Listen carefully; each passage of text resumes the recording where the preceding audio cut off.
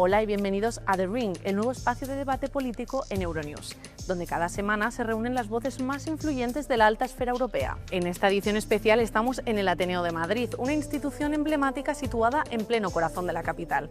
Hoy ponemos el foco en una crisis que ya resuena más allá de las fronteras nacionales. España atraviesa un momento decisivo, un gobierno con instituciones bajo presión, intentando navegar esta crisis política. Echemos un vistazo a un país que se juega su estabilidad y quizá algo más. España se enfrenta a una nueva turbulencia política que amenaza la continuidad del gobierno del presidente Pedro Sánchez. La ruptura entre los socialistas y el partido independentista catalán Junts, uno de sus aliados esenciales en el Parlamento, ha desencadenado un escenario incierto. El líder de Junts, Carles Puigdemont, lo resumía así: un pacto que no se cumple es un acuerdo roto. Y mientras el Ejecutivo intenta recomponer alianzas, otro frente estalla. El presidente respalda públicamente al fiscal general del Estado después de que este fuera acusado por una supuesta filtración de datos. La oposición denuncia un intento de influir en la justicia. El gobierno lo niega y califica las acusaciones de maniobra política. La tensión institucional se eleva y Europa observa. España entra así en un laberinto político. Pactos rotos, un parlamento bloqueado, instituciones bajo presión y un liderazgo obligado a navegar entre crisis encadenadas. La pregunta es inevitable: ¿puede resistir un gobierno debilitado en un escenario tan volátil? ¿Y cómo afectará este torbellino al papel de España dentro de la Unión Europea? ¿Puede resistir el gobierno de Sánchez? Esa es precisamente la pregunta que vamos a intentar responder hoy aquí con nuestros invitados. Vamos a conocerlos un poco más. José Manuel García Margallo, dirigente veterano del Partido Popular y exministro de Exteriores durante el gobierno de Mariano Rajoy. 22 años como eurodiputado lo avalan como una de las voces más reconocidas del europeísmo español. Sobre los riesgos judiciales para el presidente del gobierno, alertó: Sánchez no solo se juega su supervivencia política, se juega su horizonte penal. José Zaragoza, experimentado dirigente del Partido Socialista Catalán y diputado en el Congreso. Su larga carrera política le convierte en una de las piezas claves de su partido. Crítico con el PP y firme defensor de los pactos progresistas, ha afirmado que el presidente de los populares, Alberto Núñez Feijóo, tiene tantas ganas de tumbar a Pedro Sánchez que no piensa las cosas que hace. Esa falta de reflexión le lleva a hacer el ridículo públicamente, dijo. Bueno, un duelo político para un país en encrucijada. Bienvenidos, José Manuel García Margallo y José Zaragoza. Hay muchos temas que vamos a tocar hoy aquí, pero si hay uno que ha copado los titulares y las portadas las últimas semanas, ha sido la ruptura de Junts con el gobierno de Pedro Sánchez. ¿Qué supone esta ruptura para la estabilidad del gobierno? El gobierno de Pedro Sánchez, desde que entró en el gobierno, está gobernando con pactos. Es un gobierno que nunca ha tenido mayoría parlamentaria. Siempre hemos tenido que pactar con otras fuerzas políticas. Y eso pues es una cultura política que en España no existía. Es decir, en otros países europeos están más acostumbrados al multipartidismo, a las alianzas políticas. Solamente has de ver las realidades políticas en Europa para saber que esto para nosotros es nuevo. Entonces la ruptura con Junts lo que produce es eso exactamente, más dificultades, algo a lo que ya estamos acostumbrados. Exactamente, porque sí que es un poco más nuevo incluso, porque antes Junts sí que estaba de parte del gobierno de Sánchez, entre comillas, o pactaba con ellos.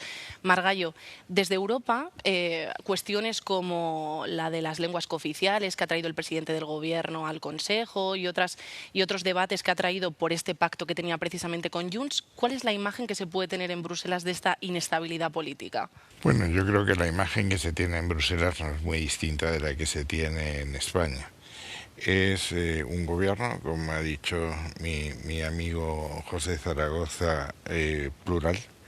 Lo que pasa es que es de una pluralidad excesiva, es decir, lo que une al gobierno es un modelo que a mi juicio es un modelo distinto al modelo constitucional. El pegamento que les une es llegar a lo que se llama una España plurinacional, aunque no se han definido cuáles son las naciones que integrarían el conjunto. Como eso no es posible desde un punto de vista de la Constitución, lo que se está operando, en mi opinión, es un desguace del Estado. Lo que quieren los separatistas no es tanto ya sacar a Euskadi y Cataluña de España. Eso saben que no conduce a ningún sitio, se conduciría a la exclusión de la Unión Europea, sino sacar a España de Euskadi y Cataluña. Y lo que se está produciendo es una cesión permanente cada vez que se produce una votación en que se necesita el concurso de estas fuerzas de temas muy centrales. Y estamos ahora en un momento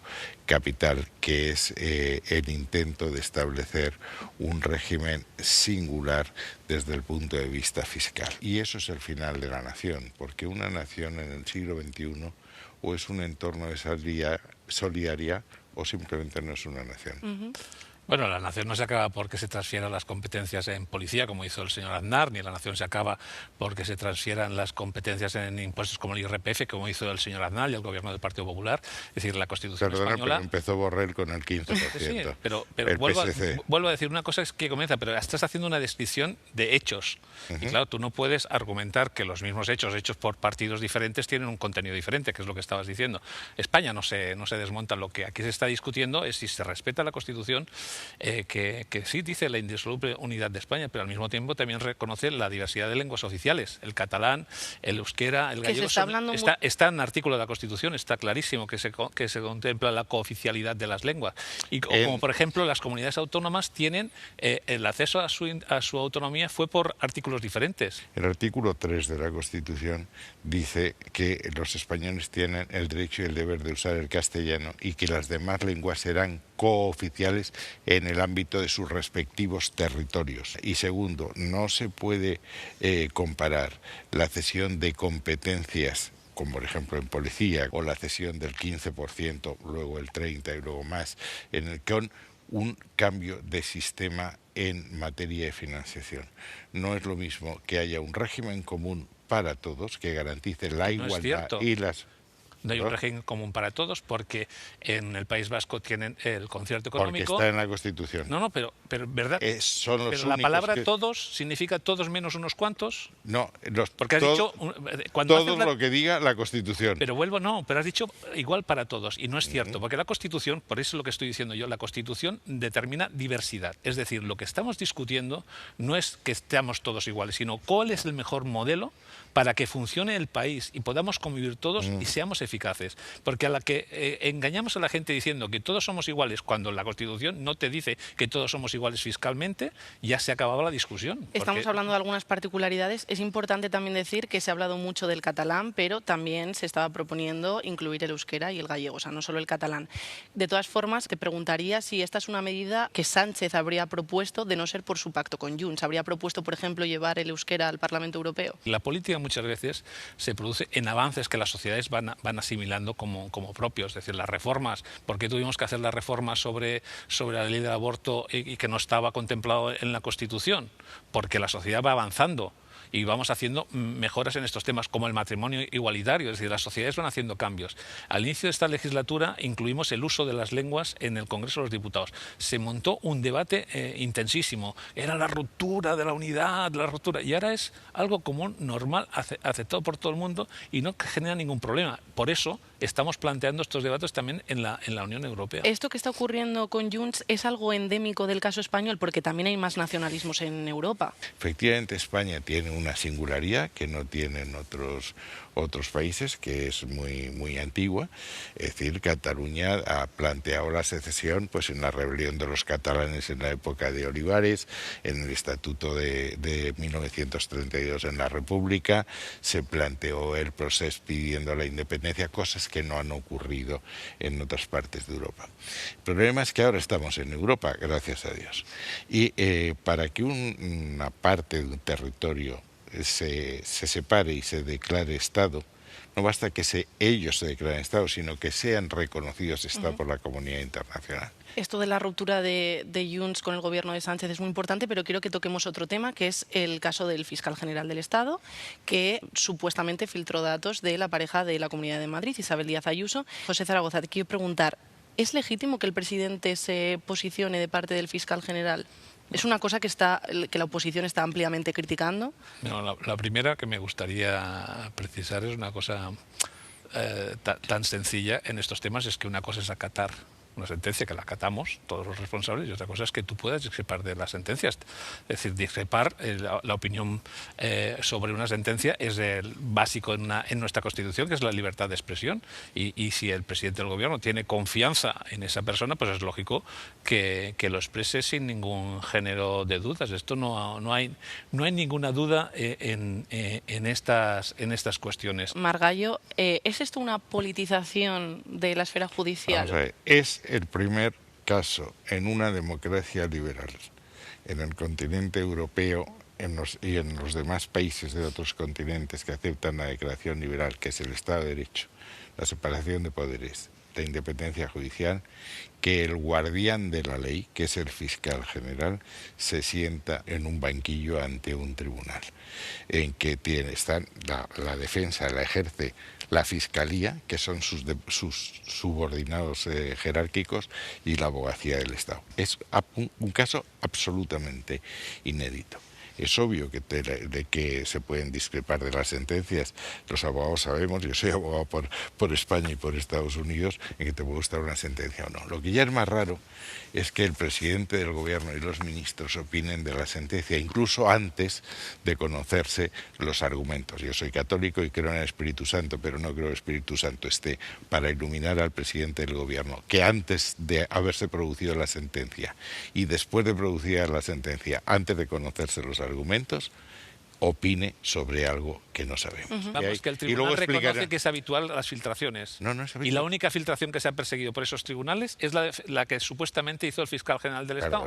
Es un elemento José, curioso, ¿no? Perdona, José, es que lo que dice el Código Penal es que quien está obligado a guardar un secreto no lo puede filtrar. Eso está penado y por eso hay una sentencia. Y no dice... ¿Y por qué no se investigan las multitudes y multitudes de filtraciones de sumarios judiciales, sentencias judiciales, que incluso se justifica por parte de jueces que es algo habitual? Claro, porque fíjese si es algo habitual que el mismo tribunal dice, para evitar que ellos filtren la sentencia, sueltan el fallo antes y no te dan los argumentos jurídicos. Vamos a ver, eso es un argumento que no está a tu altura. Es decir, no, es para poner el contexto europeo. No, pero dice, te pongo un ejemplo que va a entender es que todo es singular en Europa, lo que está pasando en este proceso. Es que este proceso es atípico. Lo que está pasando claramente, además lo estamos viendo con la participación, una de las acusaciones particulares, que es el Colegio de Abogados, que hace el Colegio de Abogados acusando un colegio de abogados beneficiado precisamente por la comunidad autónoma donde está la presidenta del novio precisamente del acusado, que todavía no se le ha hecho ni siquiera proceso judicial. Se condena antes al fiscal general que al que estaba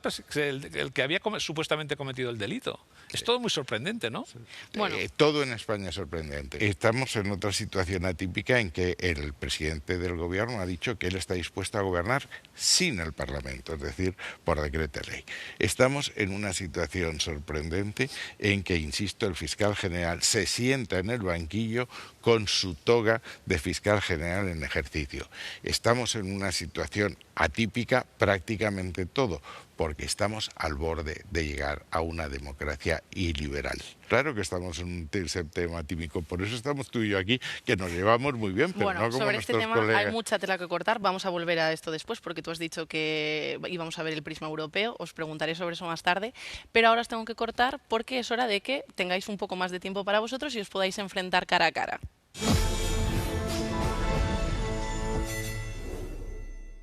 Ahora ha llegado el momento de que nuestros espectadores vean un auténtico cara a cara político como si estuviéramos en el Parlamento. Eso significa que ustedes, José Manuel García Margallo y José Zaragoza, podrán enfrentarse con preguntas que se harán directamente. José Zaragoza, te doy la palabra primero. Yo la cosa que me gustaría que José Manuel explicase es su opinión sobre los pactos del Partido Popular con Vox, lo que se ha producido en todas las comunidades autónomas, la voluntad expresa de llegar a acuerdos con la extrema derecha aquí en España y a dónde nos lleva el país. Y no entiendo muy bien la pregunta, porque el Partido Socialista Obrero Español y el PSC, que es un partido distinto, un partido hermano, pueden hacer coaliciones con Junts, con Esquerra, con el PNV y con Bildu. Los cuatro tienen en su programa que su destino final es la secesión de España, que es contrario no ya a la Constitución, sino a los fundamentos de la Constitución del artículo 2. Y dentro de ese grupo hay uno singular, que es Bildu, que son los herederos de ETA. Nunca han renunciado o nunca han pedido perdón por eso. Yo entre Vox y ETA me inclino por Vox, entre otras cosas porque Vox no ha querido matarme nunca y ETA sí. ¿Quién era el ministro que dijo que desde que ETA había desaparecido nos habíamos quedado sin discurso en el País Vasco? No, yo dije... Porque contra ETA parece que el Partido Popular es la única obsesión que tiene en estas cosas. Quiero que Margallo haga su pregunta también para que nos dé tiempo. La situación económica española es buena en términos macroeconómicos, en términos generales, pero no lo es tan buena cuando hablamos del ciudadano corriente, que es lo que a mí me preocupa. El dinero que necesitábamos de Europa, Next Generation, que eran nada menos que 163.000 millones, no se está ejecutando. Ya hemos renunciado a gran parte de los préstamos porque el gobierno se empeñó en administrar esos fondos por sí y ante sí, y tal le hizo una comisión técnica. ¿Qué ha pasado? Que no tienen capacidad de gastar ese dinero que vamos a perder. Y teniendo unos salarios reales como tenemos, unas deficiencias de productividad como tenemos, etcétera, es bastante absurdo el que renunciemos a gastarnos el dinero que se nos da. ¿Cuál es la razón? Como bien has explicado, hemos renunciado a unos créditos. ¿Sabes por qué? Porque en el mercado ahora de España, como la economía funciona, tenemos credibilidad, nos salen más baratos que a lo que nos cobraba la Unión Europea. Por eso se ha renunciado, lo explicó el ministro. ¿A qué plazo? No lo explicó mal. Lo explicó el ministro de Economía y yo... Dime a qué plazo son unos y otros. Si me dejas que siga explicando la primera cosa, porque eso no lo has explicado. No. Porque nos sale más barato los créditos. Por eso se han renunciado a los créditos, que no a los fondos a fondo perdido. Es decir, que son dos cosas diferentes en esta cuestión. La segunda cuestión, en España los fondos Next Generation se gestionan por el gobierno y con las comunidades autónomas, que se le hacen transferencias. Y uno de los problemas que tenemos es que las comunidades autónomas, comenzando por la de Madrid, la ejecución que tiene, si estás criticando la ejecución del gobierno de España, tendrías que criticar al gobierno de Ayuso, porque Ayuso no gestiona nada, no ejecuta, no lleva adelante. ¿Por qué? Porque se tienen criterios, porque no has de dar el dinero simplemente por darlo, lo has de dar para que sea eficaz. Permitidme que os pare aquí porque tú has mencionado a la presidenta de la Comunidad de Madrid, ya hemos escuchado vuestra opinión y ahora vamos a introducir otra nueva voz.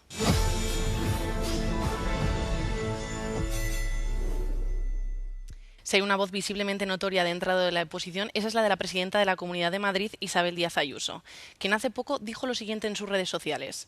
Toda la prensa internacional recoge el fallo del Supremo porque no se concibe en una democracia libre utilizar los medios del Estado para hacer política delinquiendo. Y todo a costa de un particular. En ese banquillo, según Sánchez, se sentaba él mismo. Hoy el mundo sabe lo que está pasando en España. Estábamos hablando antes de la perspectiva europea. ¿Qué le sugiere esto que dice Isabel Díaz Ayuso sobre que el mundo está viendo lo que ocurre en España? No, Ayuso permanentemente intenta hablar de todo menos de lo que ella hace, ni de sus responsabilidades. Y la técnica es muy sencilla. Tú levantas el tono, la descalificación, el insulto. Es una presidenta que no tiene límites en el insulto personal. Solamente hemos de recordar que llamó hijo de puta al presidente del gobierno y lo convirtió en un eslogan. Sí, me gusta la fruta, recordemos, y además orgullosos de conseguir que esos eslogans se conviertan en el debate político. Ese es el estilo de la señora Ayuso, permanentemente de la descalificación, en vez de dar explicaciones de dónde está viviendo ella, en calidad de qué, cuáles son sus responsabilidades y qué es lo que están haciendo. No, solamente hemos de ver las cosas que están pasando con su gobierno, cómo se está desmantelando la sanidad pública, cómo se está desmantelando la educación pública, cómo el sistema de protección a los más débiles se está destrozando, y la técnica que usa es agredir al presidente del gobierno y al gobierno de España, porque así no se habla de lo suyo. Pero en este mensaje en concreto, ella decía que el mundo estaba viendo lo que ocurría en España. Margallo, ¿existe esa visión en Europa de lo que ha ocurrido con el Supremo? Yo creo que existe, yo creo que eso se va a reflejar en el próximo informe del Estado de Derecho, porque, insisto, es absolutamente anómalo los incumplimientos que se están produciendo en ese tema. Llegaremos a un nivel, y lo veremos si esto no cambia, en que nos tirarán de las orejas como le han tirado a Orbán, porque hay regímenes caribeños de derecha y de izquierda, y estamos en un régimen caribeño bastante notable. El régimen caribeño no. Es decir, si alguna cosa dicen las los organismos internacionales sobre la democracia es que España es una democracia plena. Es muy curioso que llamen régimen caribeño cuando tú tienes todas las tribunas, todos los medios de comunicación, donde dices lo que quieres y puedes agredir verbalmente, insultar al presidente del gobierno, a cualquier miembro del gobierno sin ninguna dificultad, donde actúan, donde hay sentencias, donde la justicia actúa. Es decir, ¿dónde está el caribeño? Eso pasó. ¿Dónde está el caribeño? Es que al final, ¿sabes lo que pasa? Que uno de los problemas que tiene la oposición es que está elevando tanto el tono que se está desconectando de la realidad. Bueno, tenemos que hacer una pausa rápida, pero quédense con nosotros porque lo que viene promete más desencuentro político.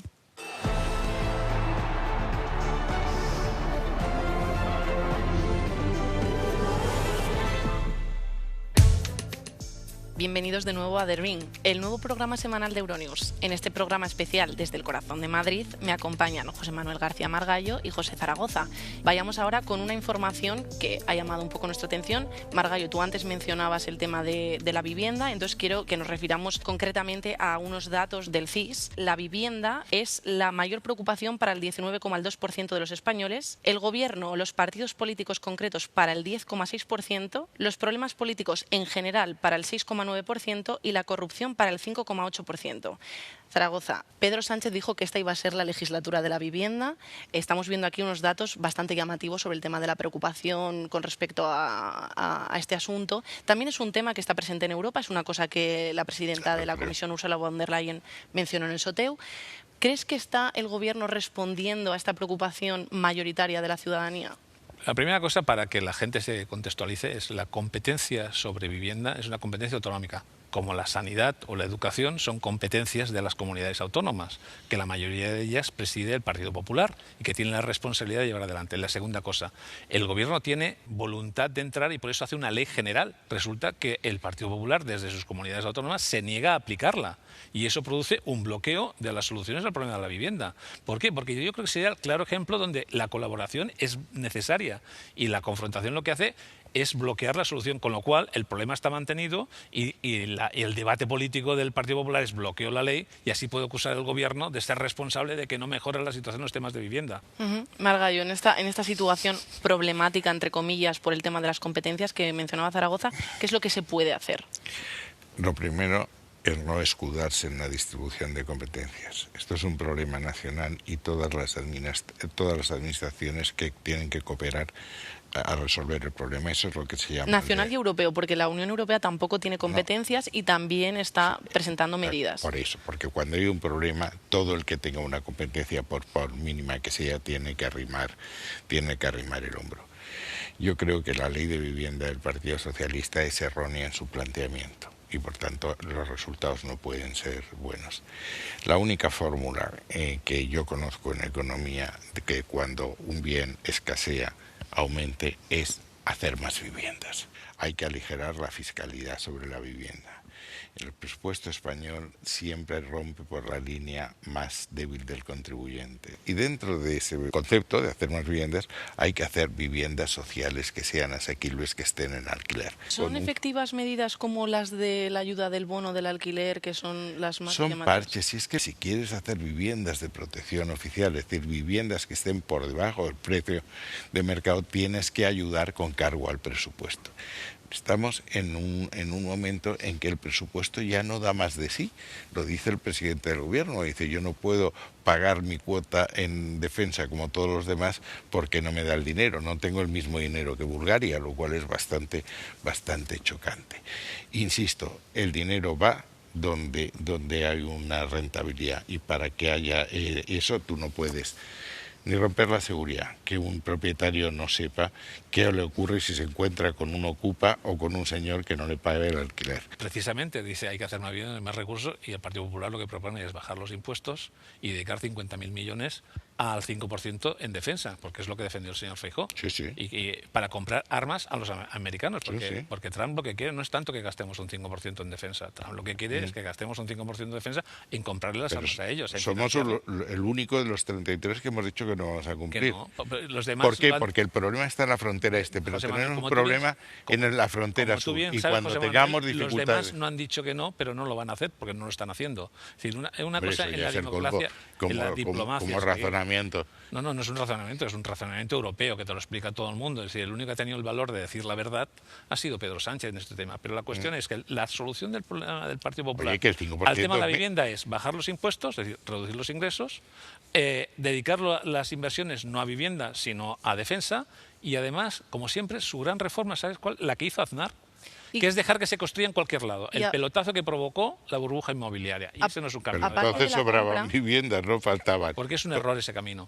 Aparte de la compra, te quiero preguntar cómo podemos responder al drama de los desahucios, por ejemplo, porque ha habido casos recientemente también bastante polémicos de personas mayores que se las expulsa de sus casas porque fondos buitres compran los edificios. Entonces, aparte de la ocupación que ya ha mencionado Margallo, ¿cómo se puede también responder a ese problema social? Delante de eso, lo que hay que reforzar son las ayudas sociales. El camino es las inversiones en protección social. Pero claro, si tú bajas los impuestos dedicados a estos temas, bajas las inversiones que tú dedicas a los servicios sociales, difícilmente podrás cubrir las necesidades de esta gente que se queda fuera. Es que el elemento fundamental es los impuestos sirven para proteger a la gente más débil. Si bajas los impuestos, dejas a la gente más débil a la ley del mercado, y la ley del mercado no tiene corazón. Os tengo que cortar porque hablando de subidas y de porcentajes, a lo que nos tenemos que adecuar nosotros es al tiempo, porque no tenemos mucho más, nos estamos acercando al final, así que vamos a ir a por nuestra quinta y última ronda y veamos si están preparados.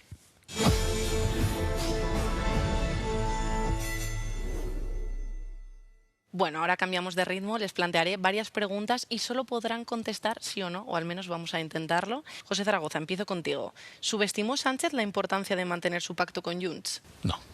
Sí. ¿Es la independencia de Cataluña un factor clave en esta crisis? No. Sí. Zaragoza, ¿el PSOE ha cedido demasiado para mantener sus alianzas actuales, no solo con Junts? No. Sí. ¿La oposición utiliza la justicia como arma política? No. Sí. ¿El respaldo al fiscal pone en riesgo la independencia judicial? No. Sí. ¿La polémica judicial afecta la imagen de España en Europa? Sí. Sí. ¿Europa está preocupada por España? Sí. Sí. ¿Ayuso tiene razón al criticar el uso político de los medios del Estado? Completamente. No. ¿La oposición busca derribar al gobierno más que colaborar? Sí. Soso. Es oposición. ¿España está en riesgo de parálisis legislativa? Sí. No. ¿El Ejecutivo debería buscar acuerdos con partidos de oposición ahora mismo? Sí. Sí. Zaragoza, ¿queda Sánchez para rato? Sí. Sí. ¿Veremos a Feijóo pactando con Junts? No. Sí. ¿Cree que un acuerdo nacional entre partidos sería la única solución real para estabilizar el país? No. Sí. Tengo una última pregunta para vosotros dos, que es si os habéis convencido con el argumento del contrario en algún momento. Convencido no. Pero algunos son razonables. Suscribo. Bueno, como veis, no todo es blanco o negro. Muchas gracias, José Zaragoza y José Manuel García Margallo. Ha sido un placer escuchar vuestros puntos de vista. ¿Y vosotros qué opináis? ¿Creéis que Sánchez terminará la legislatura? Os leemos en thering@euronews.com. Nosotros nos despedimos por ahora. Cuídense y hasta pronto en Euronews.